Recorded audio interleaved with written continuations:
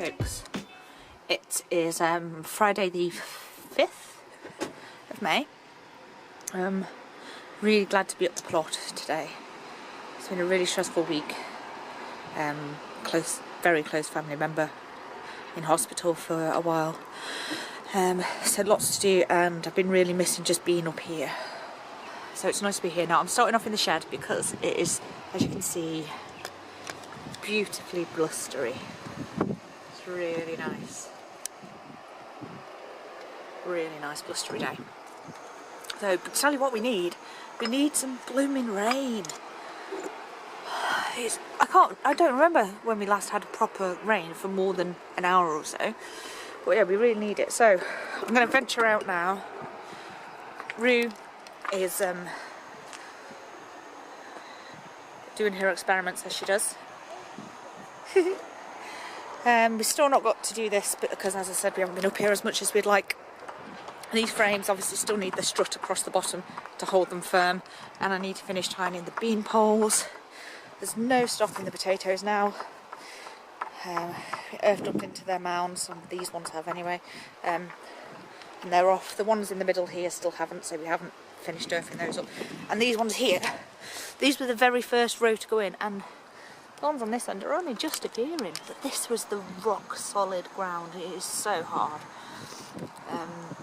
So I'm not surprised they don't want to push through that, to be honest. I'm surprised if we get anything from those. So we're going on to plot 2 now, and we're going to have a path here, so whenever we're walking we'll always walk here. So all the raspberries are coming up really nicely, and we've put a barrier, well, not a barrier, we've both measured up and gone up the middle. So our side from the path, where's my finger, the path to here is exactly 15 feet, and the cherry tree is about 1.5 foot within that, and he has 16.5 feet on his side. Now I'm fine with that. I'm not going to argue over 1.5 feet. So what we're going to do is this lot is going to have a path up the back, and then rather than have these big beds here, we've got our hands on lots of little blocks and bricks. So we're going to make a series of smaller raised beds with like a couple of like long thin beds down the middle, and then smaller raised beds at the end. But when I say raised, I mean 6 to 8 inches. And these are going to be no dig beds, and when we do those I'll show you. And we're going to have a tunnel going between 2 of the beds, so going over for the squash to grow on, for Rue to have a little den underneath there. So it's got to be fun for the kids, hasn't it?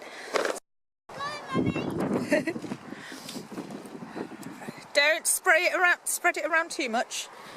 Right, we've decided to chip this path because we don't walk on it very often, but it'll just keep it covered, and eventually we're probably going to slab it. Onions have had a water. They were so crispy, it wasn't good, so I've watered these, and what I've done with the ground next to it, I've got leeks and more onion sets to go in, but the ground is cracking. Let me go show you down here. Now we've been hoeing bits and bobs. There's still some to do, but as you can see the ground is just cracking. It is so dry. It is really shocking. So what I've done there, underneath the plastic, is I've literally used that big white bucket there, and I've chucked barrels and barrels of water on it, because one of the IBCs behind our new shed is full. So I've put that on, and I'm going to cover it up, and then we'll leave it, and then tomorrow or Sunday I'll take it over and see what we can do in terms of planting and if it's made any difference. The brassica bed is ready to be planted. This is unintentionally a no-dig bed. We were going to rake it out so that it's level, but it's quite fine on here because it was covered up for so long. But because brassica's like firm ground, we've decided that it's probably best that we don't dig this bed now, and we're not going to worry about it. Hopefully that works out, because we've got a lot of brassicas that I really don't want to lose. So that's it for now. Potatoes are looking good. I need to water these, and the beetroot, and the potatoes in pots, which are coming through now, and also very, very dry. Something that I want to talk about is bindweed and organically managing it. Now, obviously I've said many times that we are doing this whole plot as organically as possible. Now I am actually surprised at how little bindweed we had. We dug a lot out and I'm surprised at how little has come back. So let me show you this bed. If you remember, this was all covered in bindweed. And in this bed we've got a piece coming up there and a couple of pieces in like a little archway over there. And then I think that's pretty much it. So I'm really pleased, but I'm going to go get the hoe now and show you how we are dealing with it. Right, what I'm going to do now is I've set this camera up on the step. Rue's looking after it. Look at that, don't touch it, don't touch it. No! Right. Chomp. Okay, she's got a chomp bar. Right, okay. So, I hope you can hear me.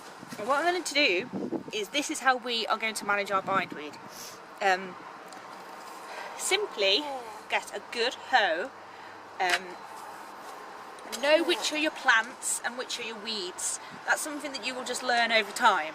But if you know where you planted something, either make a plan or you can put a plant label next to each one so you know that that's a flower or a plant. So here is some of the dreaded stuff trying to attach itself to my agastache. Agastache? Yeah. Okay. So I'm literally hoeing it. I think I swallowed some of the dirt.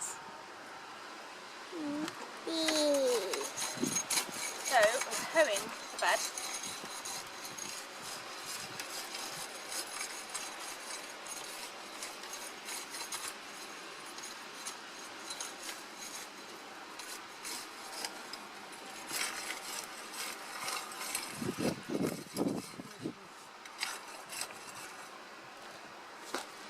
Right, that is not going to kill the plant. What that will do, oh dear, what that will do is that will kill all these bits that are above the surface. Now, ideally you need to dig out every little bit of root, but really that's never going to happen, is it? No. No. So, if you can keep hoeing off the tops every time they emerge, you will eventually weaken the plant and they won't come up as much.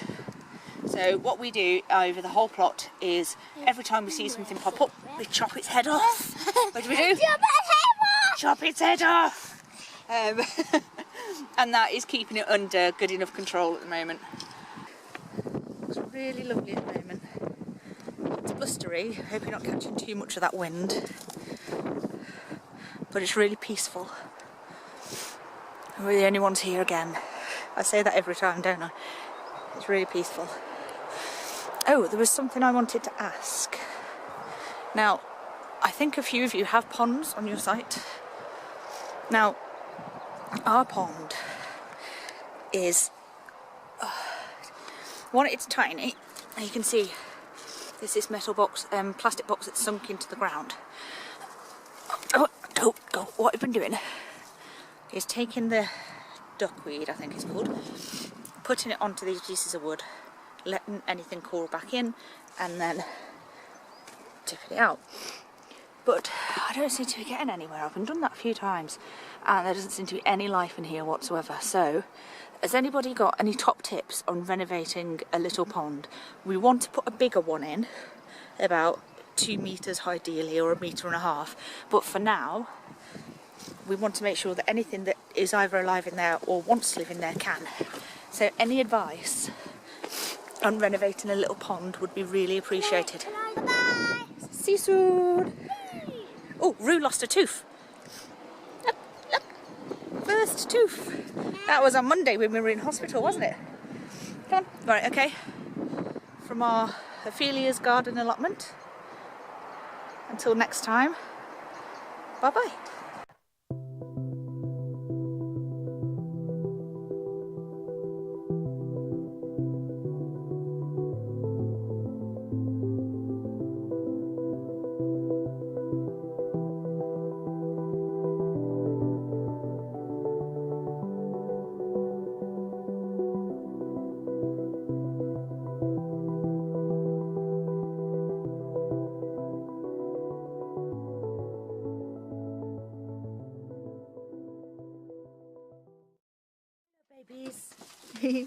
Hi guys, we've got visitors at the plot today. Do my video, Dad, sorry. I'll grab it. Yeah. This is Floki. And how old's Floki now? Pardon? How old is he? 6 months. 6 months. And this is Finn. Hey Finn. You're my baby, aren't you? Sit down, Finn. Yeah. Sit down, good lad. And Floki. Good lad. And this is my dad. Hello, my Granddad. dad. Hello, my granddad. Mummy. Hello. And we've got my uncle up here as well. And the idea was that I'd set them all to work and get some work done, but it is bloody hot. Like really, really hot. Isn't it hot? It's very hot. It's ridiculously hot. You don't want to do any work. Well, Alan's getting stuck in and he's doing things anyway because he's a trooper. I'm just sitting down and talking to them. I planted, before I went, when was we last up here? Was it yesterday? A lot of stuff happened yesterday. I planted what I'm calling a sacrificial cabbage. So I put this out and I'm not planting them all yet because I've not got time, but what I wanted to do was just see if I cover it from the birds, if I get any slug or rabbits or anything. And okay, it's only been 24 hours, I know, you know, but it looks really healthy and it's picked up. So I think next weekend brassicas might be going out. Alan, this back bed, well, that back bed is not a bed at all, this back path has been really, really weedy with the rosebay willow herb and all that. So Alan has set about weeding this today. He's on a mission. Everything looks okay. Onions look a lot better for the water that we put on them. And the ground underneath here has stayed quite wet. I'm going to put some more on. I wanted to plant the leeks today. Forgot to bring them, didn't I? Useless. So, potatoes are looking good. And from the ones that we planted 2 weeks ago, we have, can you see it? There. First potato, and I think they're King Edward. I think that's Aaron Pilot, Maris Piper, Sarpamira, 2 King Edward. And then we brought other ones today to go here, which are Valor and Pink Fir Apple. So, got the child and the uncle. You're going to work now, aren't you? Huh? You're going to set to work now, aren't you? I'm just having a beer. Okay. Alright, we'll allow him that. Alan's doing a grand job. He is doing I a don't grand wanna job. get in his way. Yeah, that's the problem. We should sit down just to be sure. Yeah, make sure we're not in his way. So there you go. Probably won't get much done today at all. But sod it. It's Sunday. Oh, there's a cabbage white butterfly. Oh dear. Cabbage white butterfly. There's loads of bumblebees down on them. I don't mind bumblebees. Bumblebees are our friends. Cabbage white butterflies are a pain. Cabbage down. Hello, I've got a cabbage in. Hey, beautiful. They're so cute. Finn's my dude, aren't you? You are. You want some more water? Yeah. He's big for 6 months, and all that fluff. So much fluff. Hey, Jazz, got an idea. What? Do the Harleys. Motivate the garden. No, you can keep your Harley at home, thanks. Just motivate it once or twice. No, it's alright. You have big furrows. Just take it. Right then. Ouch! Oh, I'm getting up. Right, I'm gonna go. Say bye-bye. Bye-bye. Bye. Toodaloo. Bye. Al's exhausted. We all are. It is way too hot. Mission is to get the last of the potatoes in. Now, as you know, here, what we did last time is we did trenches. But here we're trying another experiment, which I've seen online, which is you just dig a deep hole for each potato and then let them grow. And I don't think you even earth them up, you just let them grow, and maybe you could chuck some like grass clippings or something on the top. But that's it. So this is our experiment. We've got these potatoes that we're putting in, we've got backups in pots at home, so if this doesn't work, you're going to get something from them. It's never going to be that you don't get any potatoes, but they might not be fantastic crops, or they might be better than the trenched variety. So we're going to get those in, and right now I am going to do some comfrey tea. I thought we were having a cup of tea. You thought I was making tea? You'd be so lucky. Right, okay, so we've weighed it down and we've filled it with water, or partially. I'm just going to top the water up because there's not quite enough in there. So the brick is holding the comfrey down so that it stays below the water level, which will make our tea. Okay, that'll do. Then put your lid on and put it somewhere that you don't go very often. If you've ever made comfrey tea or nettle tea, you'll understand why I'm saying that, because it absolutely reeks, but it is liquid gold for your plants. So put the lid on, leave it there, and correct me if I'm wrong, I think it takes about 6 weeks to turn into stinky water. And then because this is a fermenting thing, I'll just turn on the tap, take a bit out and dilute it in a watering can like you would for, say, tomato feed. And this is actually very good for tomatoes. And then you dilute it in your watering can and feed your plants. Free food. It's that simple. Okay. Doggies are going home. Say bye-bye, Floki. Say bye-bye, Floki.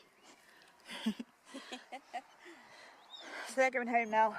Let's clear this path so that they can walk down. Outside, please. Wait there, please. And then Alan is going to go and procure some food because I'm blooming hungry. So, Rue's down here with Finn. Hey Finn, stay. Stay. Cleared out some of the duckweed on the pond. Looks a lot better. We need to get some straw in there, like a bundle of straw tied together because it helps to clear it. Fiend. I'm riding him. You're riding him. And then Rue is going to Nanny Grandad's for a little bit, so we can get some work done. I can see. Be gentle with him. Right. Going to get my mum some lemon balm. I think she wants to use it as like a tea, and also to put some in her bath. Because apparently it's very good for that. I have been informed, not used it myself, but people on a certain group on Facebook that I'm a member of, they've informed me that this mystery plant is lemon balm, and it's a bit of a brute, it's invasive. So what I'm going to do is pick quite a few stems of this, given to my mum, because as you can see, it's taken over my currant, and as beautiful as it smells, my currant needs to, oh god, I wish we had smell-o-vision, because the waft of lemon that is coming off this now is beautiful. A bit more from over here. There we go. Currant's got a bit more space now. So, my word, it smells amazing. There you go, nice bunch of lemon balm. That should keep her going for a bit. You can, it's really nice if you put it into ice cubes, apparently. Crush it up a bit, put it into ice cubes, and put it into your freezer. Obviously, that's where ice cubes go. But then put it in a drink, so you got a nice cold drink with fresh lemon flavour. So there you go. Now I'm going to leave this here, and I'll speak to you soon. Here by myself now, standing right at the very back of the new half plot. This area is quite wild. It's beautiful, and I'm pretty sure that over there, in what was probably old compost base, I'm pretty sure there's a blackbird nest in there, which is quite magical and lovely. I'm just looking around and appreciating everything that's growing and listening to the birds. I can hear them. There you go.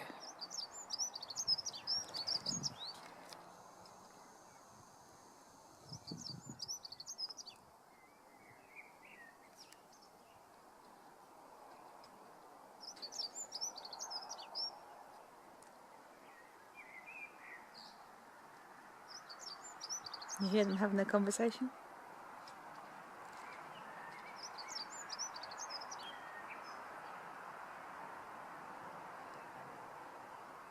Lovely. Nature's amazing. Hopefully my battery will hold out to show you this, but we've finished planting all the potatoes. I'm on my phone because the battery's gone on the main camera.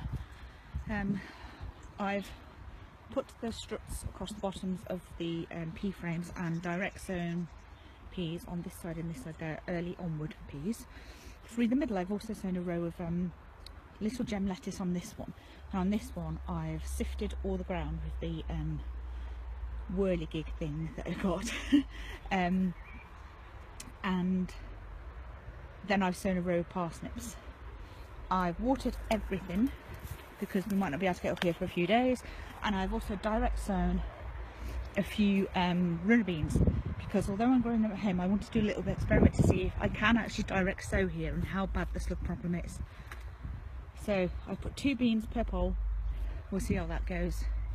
My sacrificial cabbage seems to be doing happy. I've weeded this bed and planted some flowers and my horseradish, and we've brought the fence panels over that our secretary gave to us and marked out where we're going to put them and put them in the vine rods next week. So that's pretty much it for today. I think we pulled out some more bindweed and tackled that a bit more. It's one of those ongoing tasks you do a bit as you go every time. But there is our allotment, and I'm rather pleased with it. I really am. It's looking alright, isn't it? We'll get there. So from Ophelia's allotment garden, I will catch up with you soon. Hope you had a great weekend. Bye bye.